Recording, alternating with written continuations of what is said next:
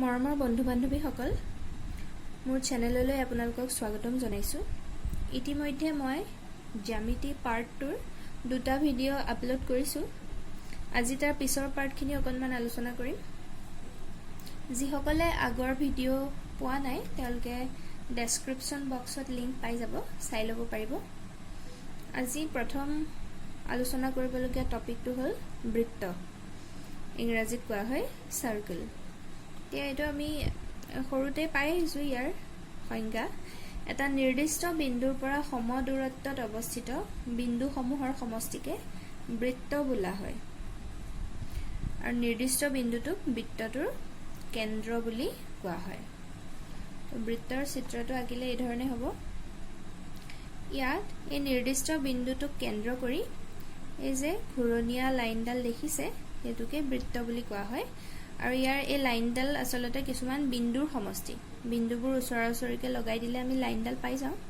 তো এই ভিতৰৰ যিটো নিৰ্দিষ্ট বিন্দু তাৰ পৰা এই বাহিৰৰ লাইনডালৰ প্ৰত্যেকটো বিন্দু সম দূৰত্বত অৱস্থিত, তাৰমানে সমান সমান দূৰত্বত অৱস্থিত।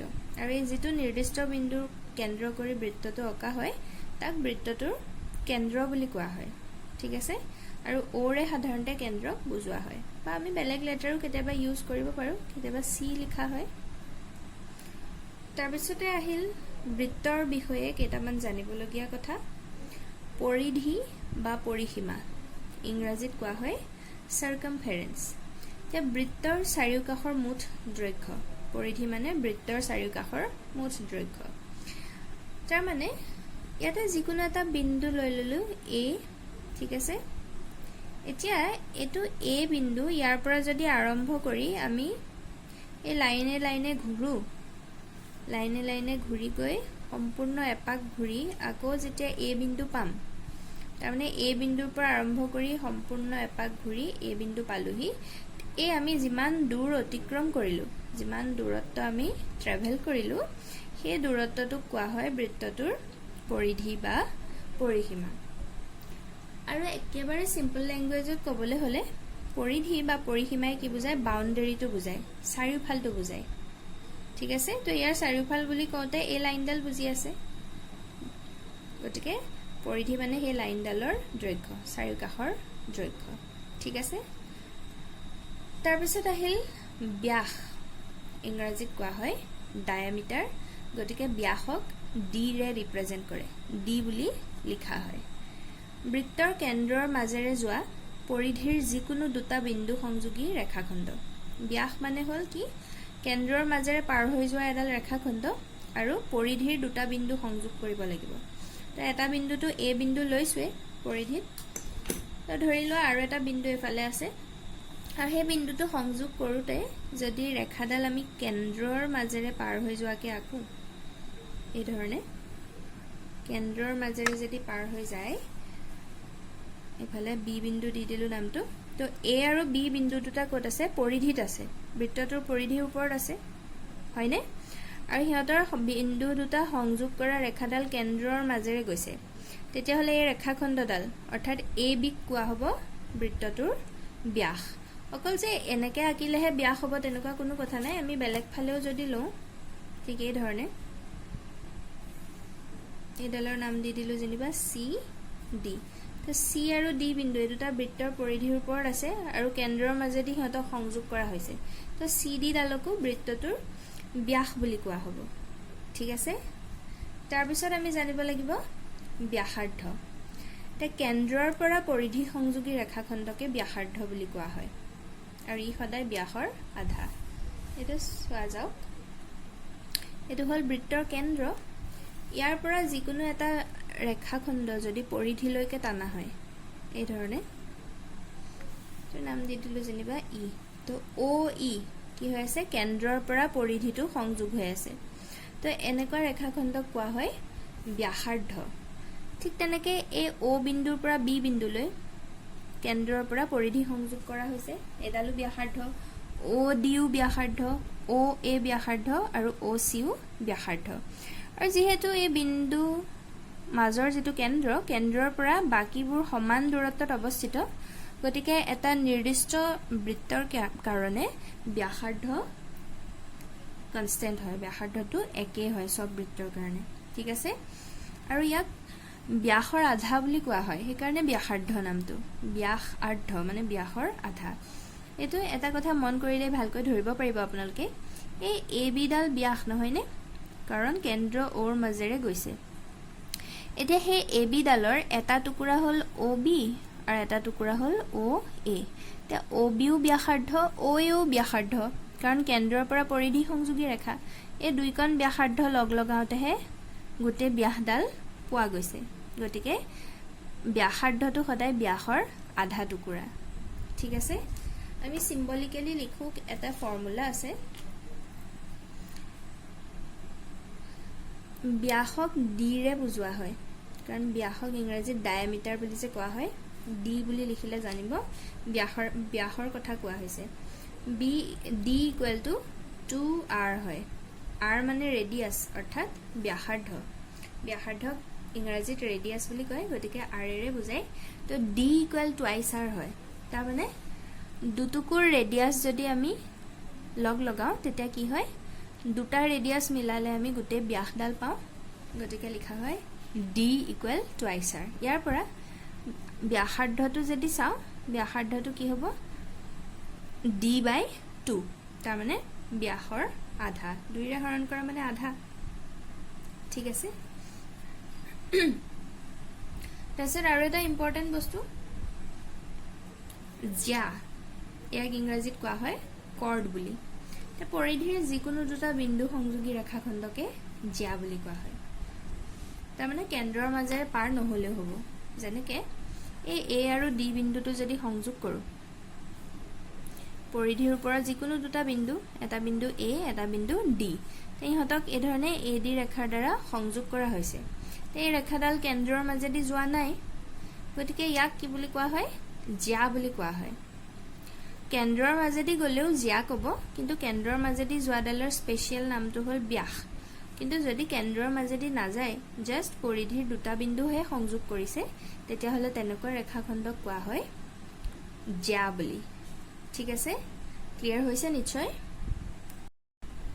এইখিনিতে এটা সৰু প্ৰশ্ন সোমাই আছে যে কি ব্যাস হ'ল বৃত্তৰ দীৰ্ঘতম জ্যা।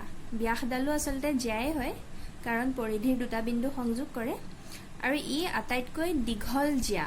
তো সৰু কুৱেশ্যন আহিব পাৰে যে বৃত্তৰ আটাইতকৈ দীৰ্ঘতম জ্যাডাল কি, উত্তৰ হ'ব ব্যাস, ঠিক আছে।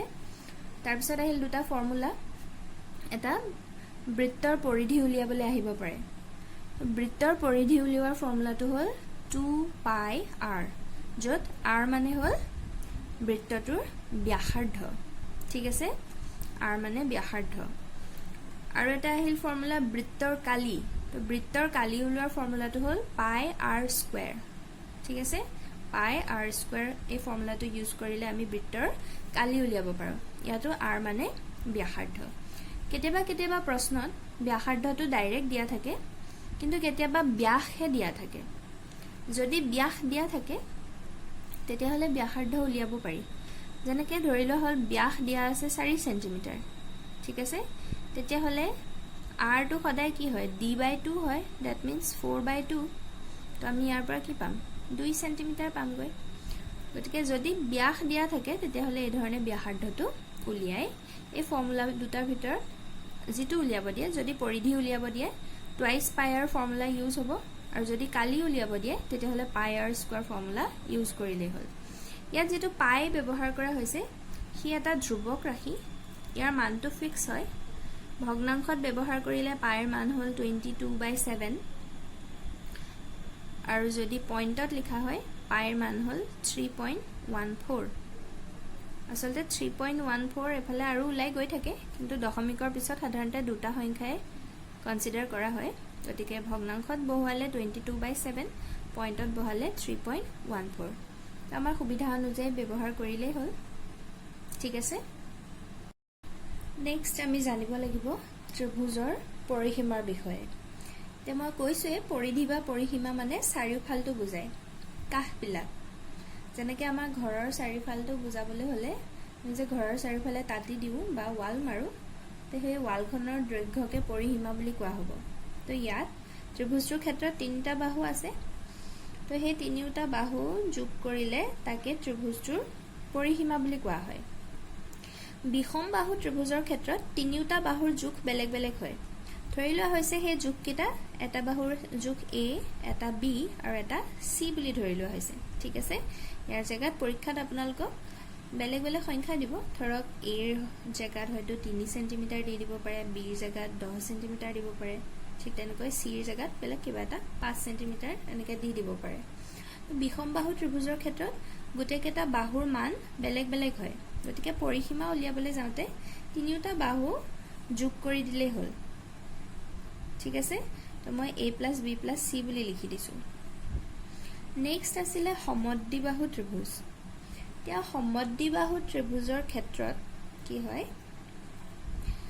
দুটা বাহু সমান হয় হয়নে তো ধৰি লোৱা হ'ল এটো বাহু a আৰু এফালৰ বাহুটো a হৈ যাব তেতিয়া হলে সমদ্বিবাহু ত্ৰিভুজৰ ক্ষেত্ৰত দুটা বাহু সমান হ'ব আৰু এটা বাহু বেলেগ হয় তো তেতিয়া হলে a আৰু c ৰ জায়গাত মই a বহাই দিলো এই দুটা যেহেতু সমান গতিকে এটা যোগ কৰিলে 2a + b হ'ব ঠিক আছে কাৰণ দুইটা বাহুৰ যোগ সদায় সমান সমদ্বিবাহু ত্ৰিভুজৰ ক্ষেত্ৰত তো a + a c ৰ জায়গাত a বহাই দিয়া হৈছে আৰু b টো ৰাখা হৈছে এটাক যোগ কৰিলে কি হ'ব 2a + b তাৰ পিছত আহিল সমবাহু ত্ৰিভুজ এতিয়া সমবাহু ত্ৰিভুজ বুলি কওঁতে তিনিটা বাহুৱে সমান হয় তাৰ মানে যেটো আমি abc ধৰিছিলো তাৰ প্ৰত্যেকটোৱে a সৈতে সমান হ'ব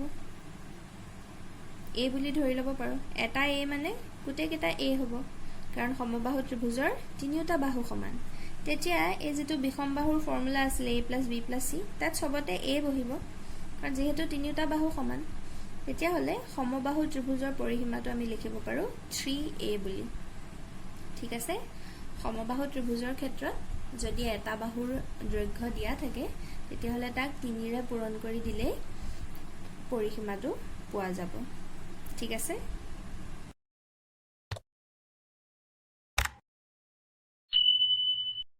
তাৰ পিছত আমি জানিব লাগিব ত্ৰিভুজৰ কালি উলিওৱাৰ formula area of a triangle ইয়াৰ সূত্ৰটো হ'ল হাফ ইনটু ভূমি পূৰণ উন্নতি উন্নতি মানে আসলতে ত্ৰিভুজটোৰ উচ্চতা হয় ঠিক আছে আৰু আমি সিম্বলিক্যালি লিখিলে হাফ ইনটু b ভূমি বেস বুলি কোৱা হয় ত্ৰিভুজৰ বেস তো তাৰ পৰা b টো আহিছে আৰু উন্নতি বা উচ্চতাক হাইটেৰে বুজোৱা হয় তো তাৰ পৰা h আহিছে তো half into b into h বা হাফ ইনটু ভূমি পূৰণ উন্নতি বা উচ্চতা এইটো কি বুজিলো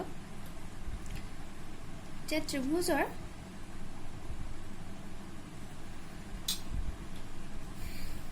প্ৰথমতে বুজি লোৱা হোক উন্নতিৰ বিষয়ে ঠিক আছে উন্নতি বা উচ্চতা তো ত্ৰিভুজৰ যিকোনো এটা শীৰ্ষবিন্দুৰ পৰা যদি তাৰ সন্মুখৰ বাহুটোলৈ এডাল লম্ব অঙ্কন কৰা হয় যদি এডাল লম্ব অঙ্কন কৰা হয় লম্ব মানে ৰেখাডাল 90 ডিগ্ৰী হ'ব লাগিব ইয়াত ঠিক আছে এটো বিন্দু দি দিলো ডি বিন্দু তে এটা যিকোনো এটা শীৰ্ষবিন্দুৰ পৰা যদি তাৰ সন্মুখৰ বাহুটোলৈ এডাল লম্ব অঙ্কন কৰা হয় সেই লম্বডালকে ত্ৰিভুজটোৰ উচ্চতা বা উন্নতি বুলি কোৱা হয় ঠিক আছে আৰু যিটো ভূমিৰ ওপৰত হে উচ্চতা বা উন্নতিডাল অঙ্কন কৰা হৈছে লম্বডাল অঙ্কন কৰা হৈছে সেই বাহুটোক ত্ৰিভুজটোৰ ভূমি হিচাপে ধৰিব পাৰি ঠিক আছে এটা যদি আমি সি বিন্দুৰ পৰা লম্ব অঙ্কন কৰো তেতিয়া হলে তাৰ সন্মুখৰ বাহুলৈ অঙ্কন কৰিব লাগিব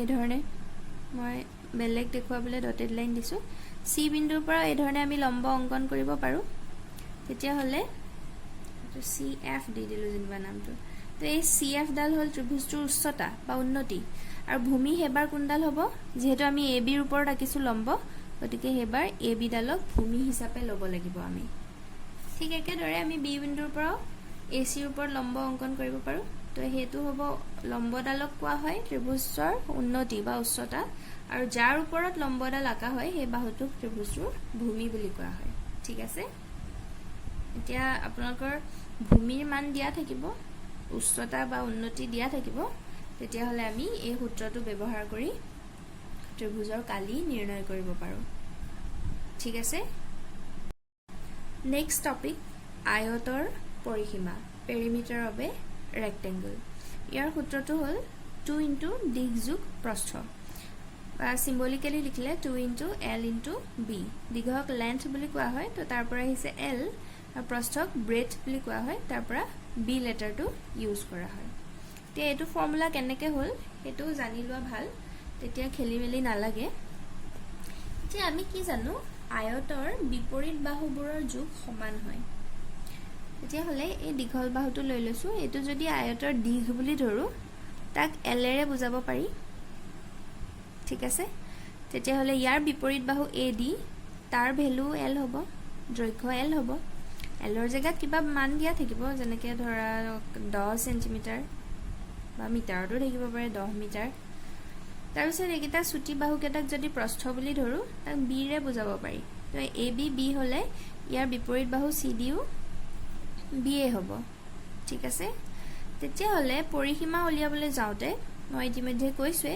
পৰিসীমা মানে চাৰিসীমা তো চাৰিসীমা উলিয়াবলৈ হলে চাৰিটা বাহু যোগ কৰিব লাগিব যোগ কৰিলে কেনেকুৱা ধৰণৰ হ'ব l + b এটো l + b আকৌ এফালে l প্লাস এফালৰ b টো আছে নহয় b গতিকে ইয়াৰ পৰা আমি কি পাম দুটা l প্লাস দুটা b 2l + 2b ইয়াৰ পৰা যদি 2 টো কমন লোৱা হয় তেতিয়া হলে l + b হ'ব তো এই ধৰণে আসলতে ফৰ্মুলাটো আহিছে ঠিক আছে ফৰ্মুলাটো কেনেকৈ আহিছে বুজি ললে কেতিয়াও পাহৰা না যায় গতিকে এই ধৰণে ফৰ্মুলাটো আহিছে ঠিক আছে তো আপোনালোকৰ আয়তৰ যদি দিঘ আৰু প্ৰস্থ দিয়া থাকে তেতিয়া হলে এই ফৰ্মুলাটো ইউজ কৰি পৰিসীমা উলিয়াব পাৰি বা কেতিয়াবা হয়তো পৰিসীমাটো দিয়া থাকিব আৰু দৈৰ্ঘ্য দিয়া আছে দিক দিয়া আছে প্ৰস্থ উলিয়াব লাগিব তো তেতিয়া এই ফৰ্মুলাটোৱে ইউজ কৰিলে হ'ল ঠিক আছে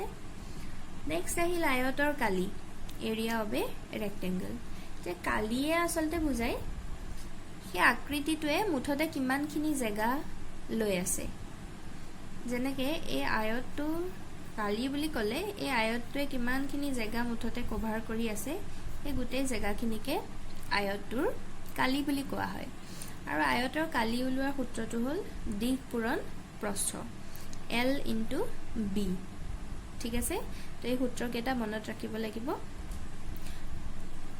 দিশ আৰু প্ৰস্থ দিয়া থাকিলে কালি এই ধৰণে দিশ প্ৰস্থ পূৰণ কৰি উলিয়াব পাৰি কেতিয়াবা হয়তো কালি দিয়া থাকিব তো এৰ জায়গাত যেটো কালি দিয়া আছে এফালে বহাই দিলে হ'ল আৰু দিশ বা প্ৰস্থৰ পৰা যিকোনো এটা দিয়া থাকিব আৰু ইটো উলিয়াব লাগিব তো সমীকৰণ সমাধান কৰাৰ জৰিয়তে উলিয়ালে হ'ল মই নেক্সট ভিডিঅত বাৰু কেটামান ইয়াৰ এই ফৰ্মুলা কেটা লগাই কি ধৰণে প্ৰশ্ন আহিব পাৰে হেতু আলোচনা কৰিম আজি বাস ফৰ্মুলা কেটা মনত ৰাখক আপোনালোকে বুজি লওক ফৰ্মুলা কেটা ঠিক আছে তাৰ পিছত আমি জানিব লাগিব বৰ্গৰ পৰিসীমা পেৰিমিটাৰ অফ এ স্কয়াৰ তে বৰ্গৰ পৰিসীমাৰ সূত্ৰটো হ'ল 4 পূৰণ দিশ বা 4l বুলিও লিখা হয় সিম্বলিক্যালি এটো কেনেকৈ আহিল এটা দেখা যাও আমি কি জানো বৰ্গ এটাৰ চাৰিটা বাহু সমান সমান জোখৰ হয় তো এটা বাহু l হলে প্ৰত্যেকটো বাহুৱে l হ'ব ঠিক আছে তো পৰিসীমা মানে চাৰিওফালৰ যোগফল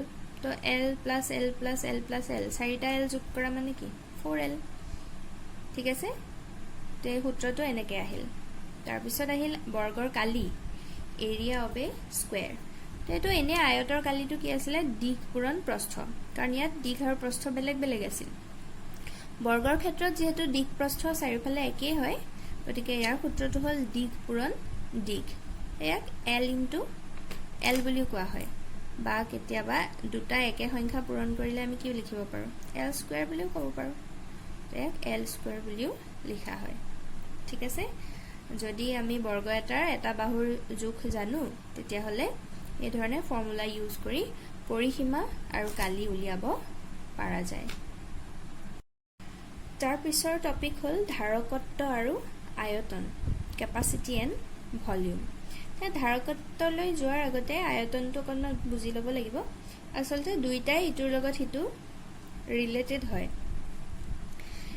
আয়তন বুলি ক'বলৈ যাওঁতে আসলতে 3 ডাইমেনশনাল বস্তুৰ বিষয়ে আমি জানিব লাগিব এতিয়া 3D বস্তু বুলি কওঁতে যাৰ দিশ প্ৰস্থ আৰু লগতে উচ্চতা থাকে সেইবিলাকক 3D বস্তু বুলি কোৱা হয় তাৰমানে যিটো আমি হাতেৰে ধৰিব পাৰোঁ এতিয়া আয়ত বা বৰ্গ আমি আঁকিবহে পাৰোঁ হাতত ল'ব পাৰোঁ জানো কাৰণ সিহঁতৰ কোনো উচ্চতা নাথাকে কিন্তু 3D বস্তুবিলাক আমি হাতেৰে ধৰিব পাৰোঁ যিবিলাক আমাৰ চাৰিওফালৰ বস্তু এতিয়া আপোনালোকে দুটা বেসিক বস্তুৰ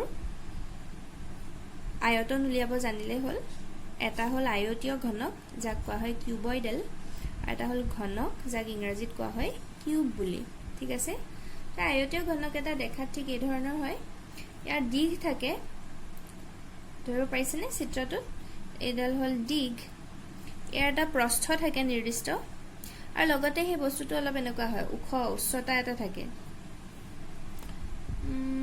সাধাৰণ উদাহৰণ হিচাপে কি দেখাও আচ্ছা এই ৰবৰৰ টুকুৰাটোকে লৈ লোৱা যাওক এডাল বাৰ মই কাটি পেলালো দিঘ প্ৰস্থ প্ৰায় সমানেই হৈ গ'ল তথাপিও অকণমান বুজিবলৈ চেষ্টা কৰক এইটোৱে যদি দিঘ বুজায় ঠিক আছে তো ইয়াৰ এফালৰটোৱে প্ৰস্থ বুজাব এফালে যদি দিঘ বুজায় এইটোৱে প্ৰস্থ বুজাব ঠিক আছে আৰু লগতে এনেকৈ যদি চোৱা যায় ইয়াৰ এটা নিৰ্দিষ্ট উচ্চতা এটাও আছে হয়নে সেইটো আমি হাতত ল'ব পাৰিছোঁ এই ধৰণে তো এনেকুৱা বস্তুবিলাকক 3D বস্তু বুলি কোৱা হয় তো এটা ৰূপ হ'ল আয়তীয় ঘনক আৰু বেলেগ বেলেগ থাকে বাৰু চুঙা জাতীয় পদাৰ্থ থাকে গোলক আকৃতিৰ পদাৰ্থ থাকে কিন্তু আমি এই দুটাৰ বিষয়ে জানিলে হ'ল আয়তীয় ঘনক তো ইয়াৰ দিঘ থাকে প্ৰস্থ থাকে আৰু উচ্চতা থাকে আৰু দিঘ প্ৰস্থ উচ্চতা তিনিওটা বেলেগ বেলেগ হয় আৰু আয়তন বুলি কওঁতে আচলতে সেই গোটা আকৃতিটোৰ ভিতৰত যিখিনি জেগা মুঠতে আছে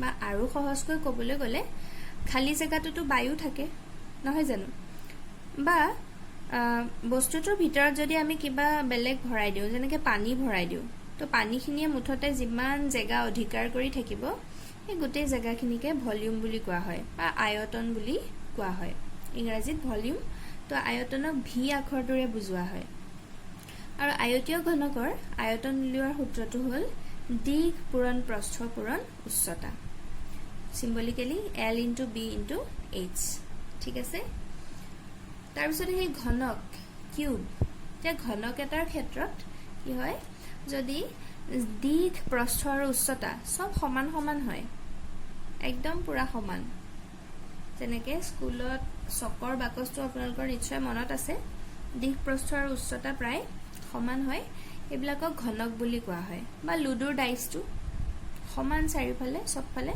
তো সেইবিলাকক ঘনক বুলি কোৱা হয় দিঘ প্ৰস্থ আৰু উচ্চতা একদম সমান সমান গতিকে যিটো প্ৰস্থ আৰু উচ্চতা আছিলে ফৰ্মুলাত আয়তীয় ঘনকৰ তাতে সব দিঘ বহাই দিলেই হ'ল যেহেতু তিনিওটা সমান গতিকে ফৰ্মুলা হ'ল দিঘ পূৰণ দিঘ বা L × L × L আৰু তিনিটা একেজাতীয় বস্তু পূৰণ কৰিলে তাক L কিউব বুলি লিখিব পাৰি তো এইকেইটা হ'ল আমি জানিবলগীয়া আয়তন উলিওৱাৰ ফৰ্মুলা ঠিক আছে এতিয়া আচলতে ধাৰকত্ব আৰু আয়তন একে বস্তু ঠিক আছে ধাৰকত্ব মানে আয়তন বা আয়তন মানে ধাৰকত্ব দুইটাৰে মাজত মাত্ৰ পাৰ্থক্যটো হ'ল এককৰ পাৰ্থক্য একক বুলি কওঁতে যেটো ইউনিট যেনেকৈ ধৰক এই আয়তীয় ঘনকটোৰ ক্ষেত্ৰত সেন্টিমিটাৰত আছে যেনিবা গোটেই মানকিটা বা মিটাৰত আছে যেনিবা মিটাৰটো থাকিব পাৰে সেন্টিমিটাৰটো থাকিব পাৰে তেতিয়াহ'লে ইয়াত আহিব সেন্টিমিটাৰ ইয়াতো 20 সেন্টিমিটাৰ আৰু এইটো 8 সেন্টিমিটাৰ LB Hৰ বেলেগ বেলেগ মান হ'ব পাৰে ঠিক আছে তো আমি আয়তন উলাওতে ফৰ্মুলাটোত পাতিছিলো L × B × H তাৰমানে ইয়াতো সেন্টিমিটাৰ পূৰণ সেন্টিমিটাৰ তো ইয়াৰ এককটো হ'ব আচলতে সেন্টিমিটাৰ কিউব ঠিক আছে কিন্তু ধাৰকত্বটোক লিটাৰত লিখা হয় সাধাৰণতে ঠিক আছে মিলিলিটাৰ বা লিটাৰত লিখা হয় তাৰমানে জুলীয়া পদাৰ্থ ইয়াত ভৰালে মুঠতে কিমান জুলীয়া পদাৰ্থ ধৰিব এটোকে ধাৰকত্ব বুলি কোৱা হয় আয়তনটো সেন্টিমিটাৰ কিউব বা যদি একটা মিটাৰত থাকে ইয়াৰ এককটো হ'বগৈ মিটাৰ কিউব সেন্টিমিটাৰ কিউব বা মিটাৰ কিউবত থাকে আয়তনৰ একক তাকে যদি আমি ধাৰকত্বত লিখা হয় এনে ফৰ্মুলা সেম আয়তনৰ সৈতে ফৰ্মুলাটো একে খালি তাৰ এককটো লিটাৰ বা মিলিলিটাৰ এই ধৰণে লিখিব লাগিব, তেতিয়াই ধাৰকত্ব বুজায়। এতিয়া এই যে আমি পাইছোঁ চেণ্টিমিটাৰ কিউব, মিটাৰ কিউব বা ধাৰকত্বক লিখোঁ লিটাৰ, ইহঁতৰ মাজত এটা সম্পৰ্ক আছে আৰু সেই সম্পৰ্কটো মনত ৰাখিলেই আমি আয়তন উলিয়াই তাৰ পৰা ধাৰকত্বলৈ কনভাৰ্ট কৰিব পাৰোঁ। ঠিক আছে। এতিয়া এটা সম্পৰ্ক হ'ল 1 litre equal to 1000 centimetre cube. তো আমি আয়তনটো উলিয়াই ল'লে চেণ্টিমিটাৰ কিউবত পাম, তাকে যদি আমি লিটাৰলৈ লৈ যাওঁ তেতিয়াহ'লে আমি এই সূত্ৰটো ব্যৱহাৰ কৰিম, 1 লিটাৰত 1000 চেণ্টিমিটাৰ কিউব। ঠিক আছে। গতিকে ধৰা হ'ল আমাৰ উত্তৰটো কিবা এটা ওলাল 50 চেণ্টিমিটাৰ কিউব ওলাল, কিবা এটা পাত্ৰৰ আয়তন ওলাল 50 চেণ্টিমিটাৰ কিউব। এতিয়া ইয়াক যদি লিটাৰলৈ নিবলগীয়া হয় 1000 দি হৰণ কৰি দিলেই হ'ল, তেতিয়া আমি এনচাৰটো লিটাৰত পাম। ঠিক আছে। আকৌ তাৰপিছত আহিব লিটাৰ আৰু মিটাৰ কিউবৰ সম্পৰ্ক, আৰু সেই সম্পৰ্কটো হ'ল 1 metre cube equal to 1000 litre. ঠিক আছে। 1 মিটাৰ কিউবত 1000 লিটাৰ। তো এই ফৰ্মুলাকেইটা মনত ৰাখিলে আপোনালোকে কনভাৰ্ট কৰিব পাৰিব। আমাৰ যদি আয়তনটো মিটাৰ কিউবত ওলায় তেতিয়াহ'লে তাক 1000 দি পূৰণ কৰি দিলে লিটাৰলৈ যাব, আৰু যদি চেণ্টিমিটাৰ কিউবত ওলায় তেতিয়াহ'লে লিটাৰলৈ নিবলৈ হ'লে 1000 দি হৰণ কৰিব লাগিব। মই আকৌ এবাৰ ৰিপিট কৰিছোঁ, আপোনালোকে মনত ৰাখক। আমাৰ আয়তন ওলাব হয় চেণ্টিমিটাৰ কিউবত নহ'লে মিটাৰ কিউবত। ঠিক আছে। এতিয়া যদি ধাৰকত্ব সোধে, যদি উত্তৰটো ওলাইছে আমাৰ চেণ্টিমিটাৰ কিউবত আয়তনটো, তেতিয়াহ'লে তাক লিটাৰলৈ নিবলৈ হ'লে 1000 দি হৰণ কৰিব লাগিব। ঠিক আছে।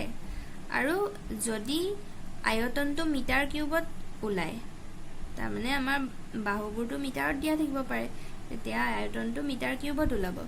মিটাৰ কিউবৰ পৰা লিটাৰলৈ নিবলৈ হ'লে 1000 দি পূৰণ কৰি দিলেই হ'ল। ঠিক আছে। মই নেক্সট ভিডিঅ'ত কেইটামান উদাহৰণ আলোচনা কৰিম, আৰু তেতিয়া হয়তো চবৰে ভালকৈ ক্লিয়াৰ হ'ব। এতিয়া জাষ্ট ফৰ্মুলাকেইটা মনত ৰাখক। ঠিক আছে। আজিলৈ ইমানেই। ধন্যবাদ।